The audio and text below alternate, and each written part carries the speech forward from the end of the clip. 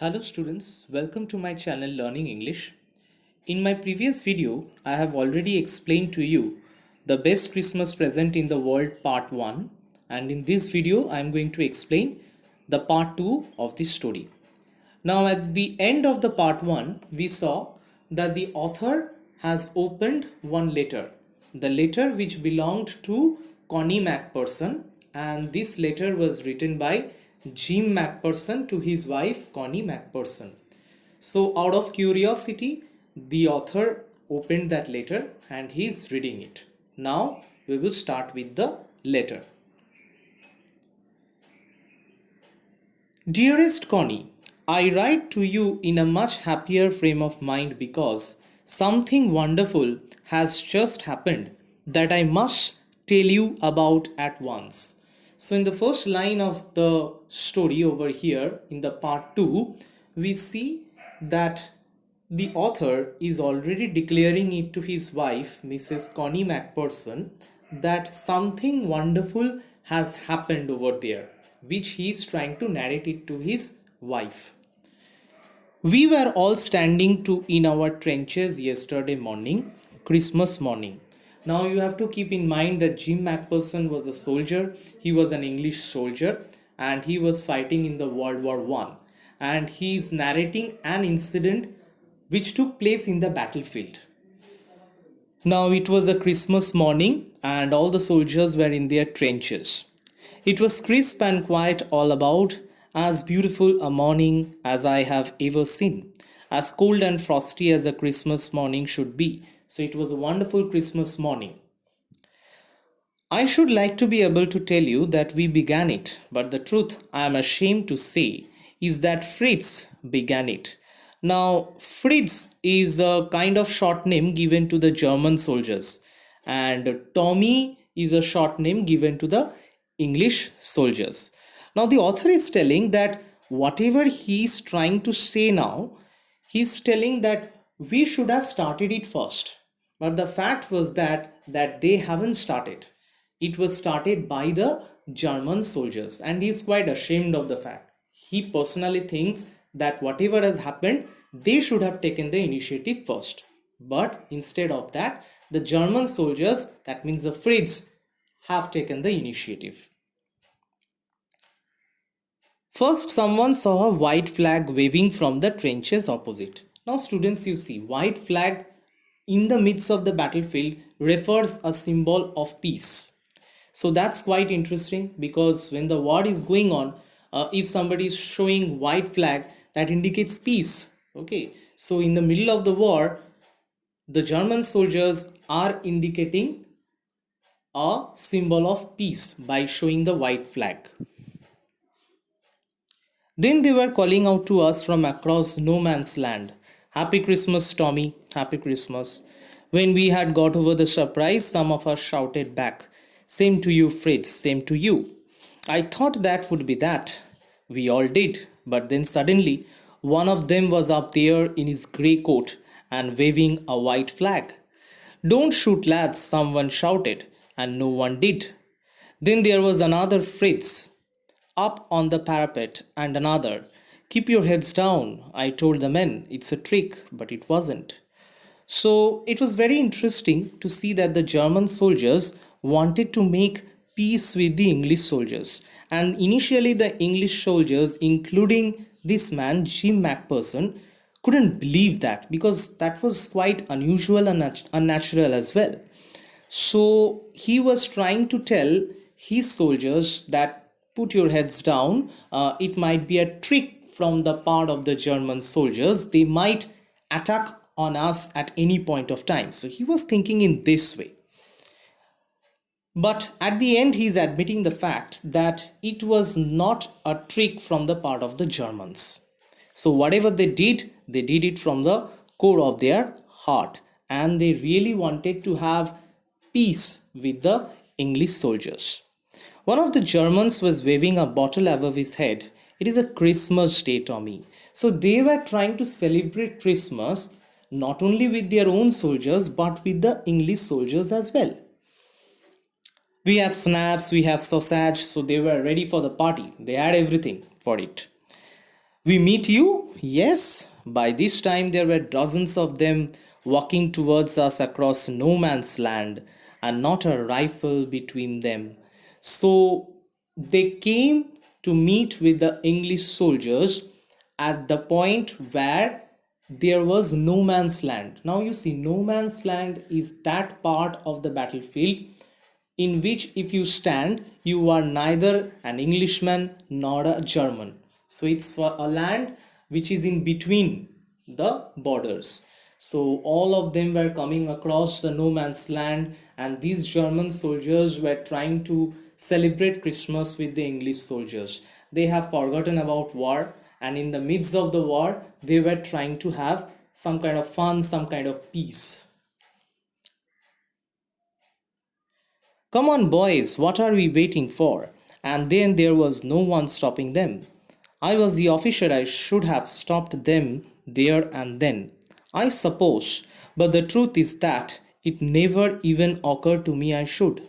All along their line and ours, I could see men walking slowly towards one another, grey coats, khaki coats meeting in the middle. And I was one of them. I was part of this. In the middle of the war, we were making peace. So, this is the most important line, that in the middle of the war, they were actually making peace, which was quite unnatural as well as unusual. And he thought that he's the officer, he's the commanding officer, he should have stopped his fellow Englishmen to do this. But at the core of their heart, they knew that whatever they were doing, it was not wrong. That's why he also didn't stop his fellow Englishmen. So all the grey coats and the khaki coats mixed together. Now there is no war, there is no enmity between them, and they were trying to celebrate Christmas together. So it is unusual in a fact, as you see that in the middle of the war, these kinds of things do not happen. But it really happened, and as a result, it was a memorable moment for them, for both the British soldiers and the German soldiers. And since it was so much memorable for Jim Macpherson himself, he is writing about all this to Connie Macpherson, that is his wife. You cannot imagine, dearest Connie, my feelings as I looked into the eyes of the Fritz officer who approached me, hand outstretched. So the Fritz officer came towards Jim Macpherson and he has just showed the gestures of making friendship. Hans Wolf, he said, gripping my hand warmly and holding it. So, what was the name of the German officer? His name was Hans Wolf. So, he came in front of Jim Macpherson and he introduced himself. I'm from Dusseldorf. I play the cello in the orchestra. Happy Christmas. So, cello is a musical instrument with a large violin. So, one thing you have to notice from there, when the German soldier, that means who is indicated over here as Hans Wolf, has come over there, and when he was introducing this Englishman himself, so he told one interesting fact that I played cello in the orchestra. So before being a soldier, he was a musician. So he was a very common person before being a soldier. So he led a very common life, very simple life. Captain Jim Macpherson, I replied, and happy Christmas to you too. I'm a school teacher from Dorset in the west of England. So Jim Macpherson was also a common man before he joined the army. So he was a school teacher, and this man, Hans Wolf, used to play cello in the orchestra, so he was a musician. Ah, Dorset, he smiled. I know this place. I know it very well. We shared my rum ration and his excellent sausage, and we talked. So they shared all those drinks which they bought, and they were smiling and they were talking about themselves in a very normal way. And we talked, Connie, how we talked. So the way they talked, that was very unusual because both of them are supposed to be enemies, but they were not acting like enemies. They were rather acting as friends. He spoke almost perfect English, but it turned out that he had never set foot in Dorset, never even been to England. So the fact was that this man Hans Wolf had never come to Dorset. Okay, he had never been to Dorset, and whatever he came to know about Dorset was from books. Okay, whatever books he has read. You see, it's given over here, and from reading books in English, he has come to know about Dorset. His favorite writer was Thomas Hardy, his favorite book, Far from the Madding Crowd. So, out there in no man's land, we talked of Bathsheba and Gabriel Oak and Sergeant Troy and Dorset. So, every field of discussion was going on between these two persons. He had a wife and one son, born just 6 months ago. As I looked about me, there were huddles of khaki and grey everywhere, all over no man's land, smoking, laughing, talking, drinking, eating. Hans Wolf and I shared what was left of your wonderful Christmas cake, Connie. He thought the marzipan was the best he had ever tasted. Now, what is a marzipan? Marzipan is a sweet covering on a cake made from sugar, eggs, and almonds.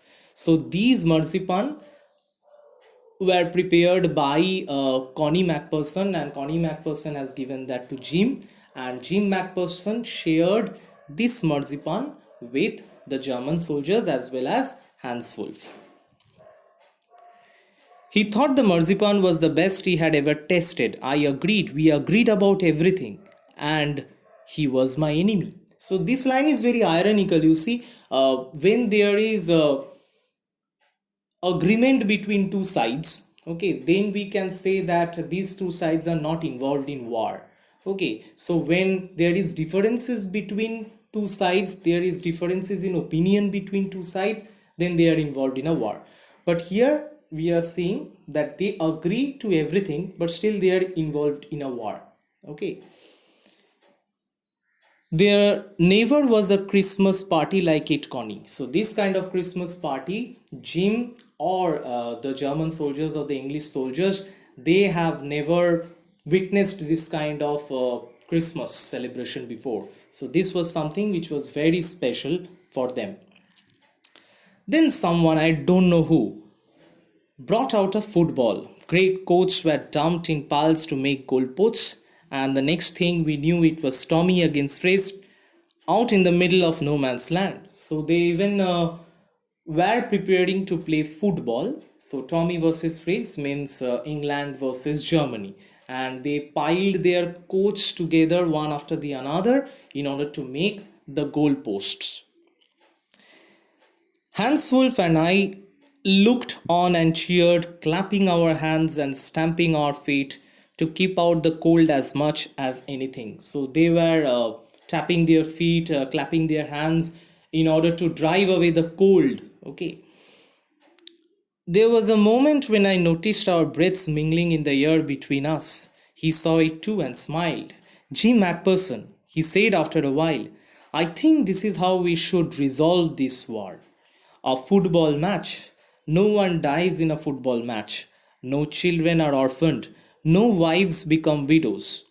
Now, see, this is a very interesting message that has been given by Hans Wolf, and that is he's telling that football match is the best way to resolve war. Because you see, when you play a friendly football match, there nobody dies, okay, and nobody loses their husband, no child gets orphaned, and no wives become widows. So it's very safe, and so this is the best way to resolve a war. I would prefer cricket, I told him.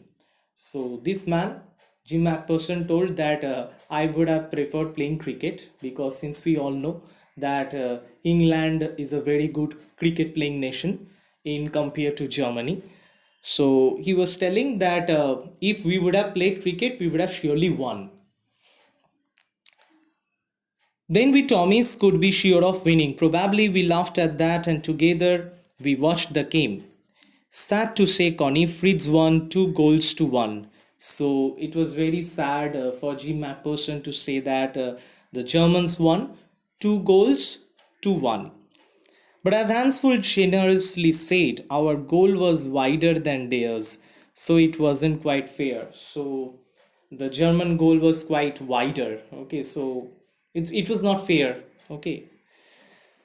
The time came, and all too soon, when the game was finished, the snaps and the rum and the sausage had long since run out, and we knew it was all over. I wished Hans well and told I hoped he would see his family again soon, that the fighting would end and we could all go home. So once the party got over, this Christmas celebration got over, they are back to reality. But you see one interesting thing, neither of the sides wanted to have war. Both of them wanted to have peace, and both of them wanted to return back to their families after the war as soon as possible. So they want the war to get over as early as possible, and they want to go back to their families. I think that is what every soldier wants on both sides. So, on both sides, every soldier wants to go back home, and they do not want to give their lives. Okay, they do not want to sacrifice their lives because they have families and they want to go back to their families at the end of the day.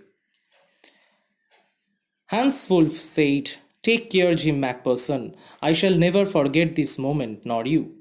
He saluted and walked away from me slowly, unwillingly. I felt. He turned to wave just once and then became one of the hundreds of grey coated men drifting back towards their trenches. So he bade a farewell to Jim Macpherson, and he also told him that a day will come, okay, when this war will get over, and we shall always remember this moment which has become very special for us. That night, back in our dugouts, we heard them singing a carol and singing it quite beautifully. It was Still Natched Silent Night. Our boys gave them a rousing chorus of Wild Shepherds Watched. We exchanged carols for a while and then we all fell silent. So they were exchanging carols at night. They were singing.